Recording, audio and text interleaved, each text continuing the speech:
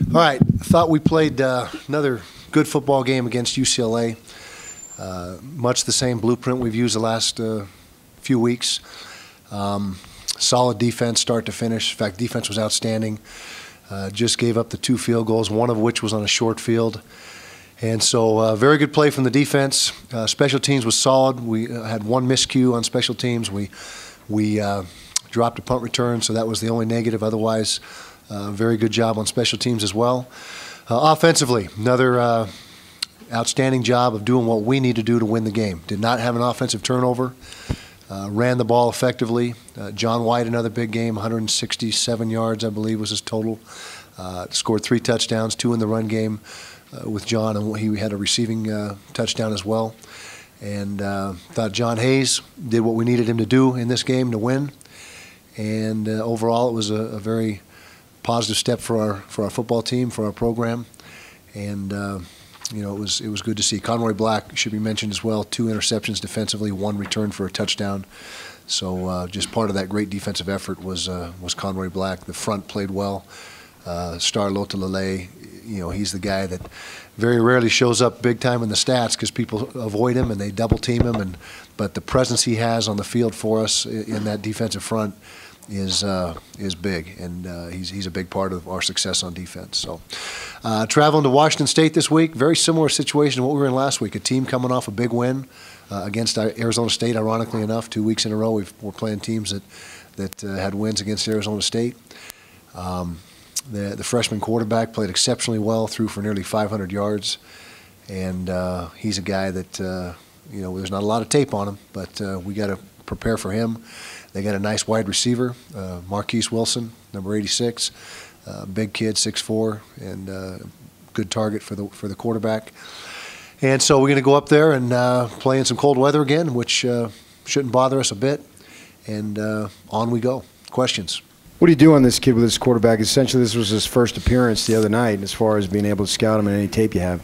Yeah, he's you know, we got a good sampling of what he's all about in the game. He you know, he played all but the first couple series, so there's you know, a good amount of film on him in this game. Obviously, pocket passer, much like Osweiler and Foles. You know, some of the guys we've seen in the past. Just a big, you know, 6'4", 6'5", guy that likes to stay in the pocket and throw the ball. So we've got to do similar things that we've done when we've played that type of quarterback. Play great coverage in the back end. Got to get a pass rush, and you know, just do those basic things in pass defense that you need to do from week to week. Coach, John White's climbing up the school's individual records this season. Can you kind of put the year he's had in perspective, maybe to some other backs that you've coached? Well, he's having an outstanding year. You know, we got 2 games left and hopefully another one after that. But John White is a terrific football player. He's tough. He's you know, he reminds you of a big back that the more you feed him the ball, especially late in the game, the stronger he gets. But he does it at 185 pounds instead of 230 pounds, which is typically the case with the bigger backs. And so, but it's not all John White. You know, we got a great effort by the offensive line blocking. We got a great job, or a great effort by Shawn Ociotta, his fullback that is back there with him a great deal of the time. The wide receivers are doing a nice job blocking downfield. So a lot of guys working hard to make John White go, and he's the first guy that'll tell you that. Could you talk a little bit about Shawn Ociotta's impact on this offense? You touched on him a second ago, but he's really, you know, he's been one of the forgotten guys, but he's the last couple of weeks caught the ball out of the backfield. He's been the guy that's been a lead blocker for John, and he was a guy that you weren't sure you were going to have back this year. Yeah, first of all, we're grateful that he did come back, earn a scholarship. You know, him and Downey Vakapuna, we gave awarded scholarships to early in the season. And having Shawn on the field is like having a 6th offensive lineman. He's 260 pounds and just a sledgehammer back there as a blocker, and really has been instrumental in our run game. And you know, we did get in the ball a couple times on some throws, and you know, we actually may hand him the ball once or twice. You know, we'll see what happens during the course of the last 2 games. But he is essentially an offensive guard in the backfield. That's his role.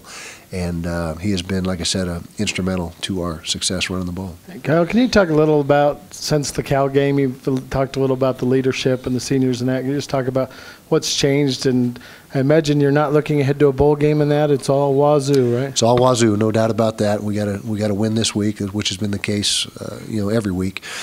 But as far as our team and the senior leadership, first of all, there was never, ever a shortage of work ethic in practice, film study. That stuff has always been there.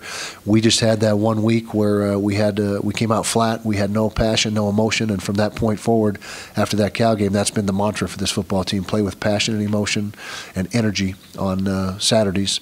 And this week is no different. This is that's been a key to our success, is being able to play with that intensity and that energy. Coach, can you kind of address the dichotomy of this season after the ASU loss and after the Cal loss?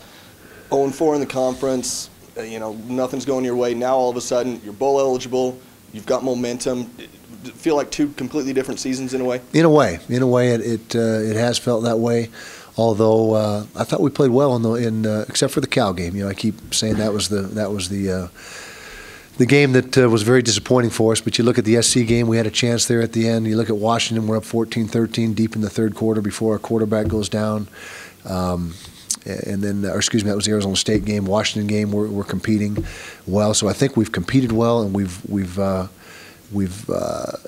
a team that has had a great deal of resiliency and mental toughness. But since the Cal game, I guess you could call that a tipping point. We have certainly played better football. I think we've found out a lot more about ourselves after that Cal game and who we are and what we need to do to win a game.